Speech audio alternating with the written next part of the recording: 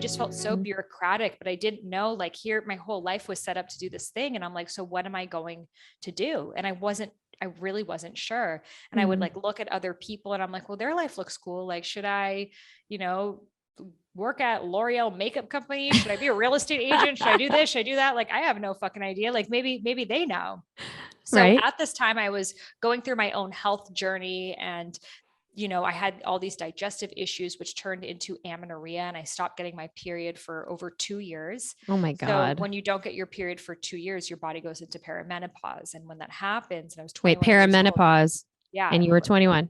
21. So my body Meaning started that, shutting down. It went into, bone density issues. They told me that I'm likely going to become handicapped early in life. They told me I'm obviously never going to be able to have children.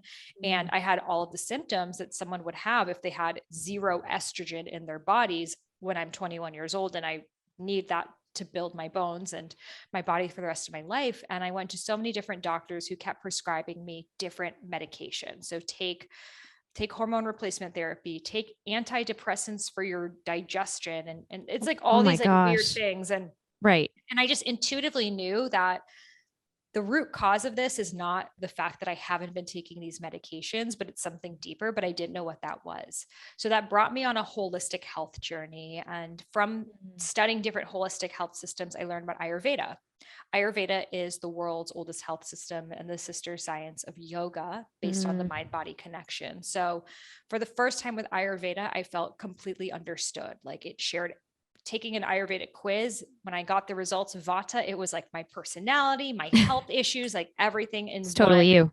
Yeah, it was completely me. And it put together the pieces of the puzzle that no doctor was ever able to before. So I became obsessed. I wanted to learn everything I could about Ayurveda, and just went down this rabbit hole of really just focusing so much on not just Ayurveda, but spirituality, and just diving deeper into the mind-body connection. So I realized that, and as I was doing this, I was healing my body, and eventually I could digest food without being in pain, and I could sleep because I had really bad insomnia before that. And I was healing my body holistically. And I knew that so many people could benefit from this wisdom. So I received the download of, well, what if I wrote a book about this, especially for young millennial women like me, because so many of them were reaching out to me. I was blogging at the time saying they had the exact same issues. Wow. So I decided, okay, I'll write a book on this. And I had never met an author in my life. I didn't know anything about writing a book. Because why not? Just write a book. As you do. And I decided I would set off on this journey and focus on this. And that's when my family was like, whoa, what?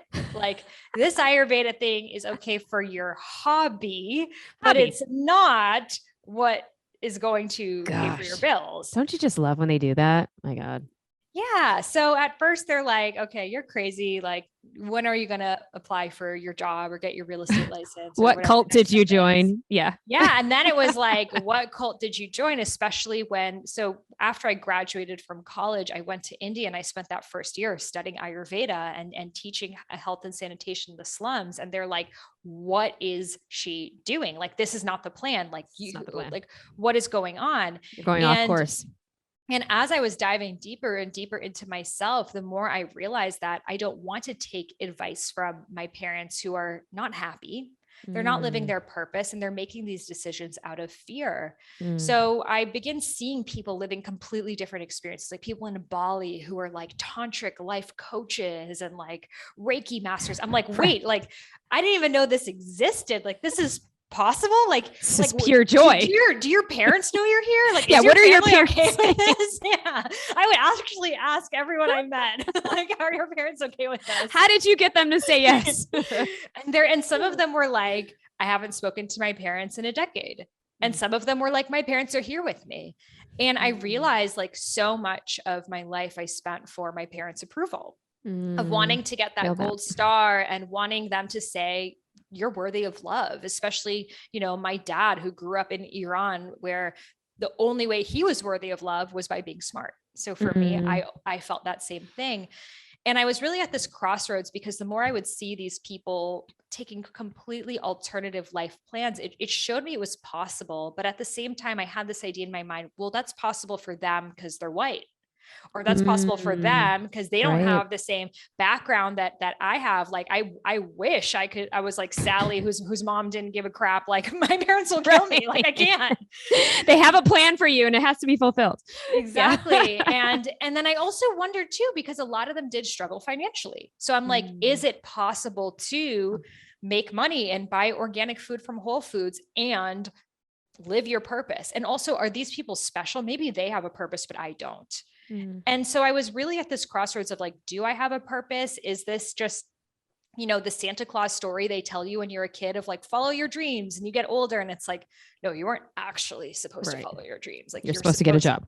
Exactly. So I wasn't sure, and I was extremely confused. And during this time, the tension with my family was getting worse and worse and worse. And I came back to Boston where they live, and I was living with them for like 2 months at this point, and we were fighting every single day. And especially with my father, he was just, I think a lot of time immigrant dads think they need to be like angry and harsh in order for you to make a change. And overprotective. Yeah, but it felt to me really hateful. It felt like he didn't understand me. So he would call me a loser. He would call me a failure. He would call me a lost and confused hippie who doesn't know what she's doing in life. And I remember this one fight I had with my dad that he was just yelling at me like, you are such a disgrace. I sacrificed my entire life for you, and this is how you repay me. You are dead to me. You are the scum of the earth. And I went downstairs to like the playroom I used to play in as a kid. And I was just crying, like on my knees crying. And I looked up at my dolls from when I was a kid, and I was like, what did they do this all for? Like, why did they bring me to this country? Like, why did they tell me to like, do what you love, when here I am doing it and I'm dead to him? And then I realized, well, if I'm dead to him, then I have no one else to live for but myself. And I'm not going to try to get that pat on the head of you're good enough. You're our good daughter. Fuck it. I'm going to live life according to my terms. So I booked no more a flight. Perfect daughter. Exactly. So with the little money that I had, I was able to book a flight like in the very, very back to India. I stayed in a hut that was 100 rupees a night, less than $2 a night for a year, with rats in it. No. Some nights I would look up at my mosquito net, and my mosquito net was like 6 inches away from my face because there was a rat on it that had fallen, and I would try to throw my shoe to get the rat to go away. And well, you went deep. And because I didn't have money, but I just knew that I needed to have the space to be able to write this book. See you next time at the Brave Table.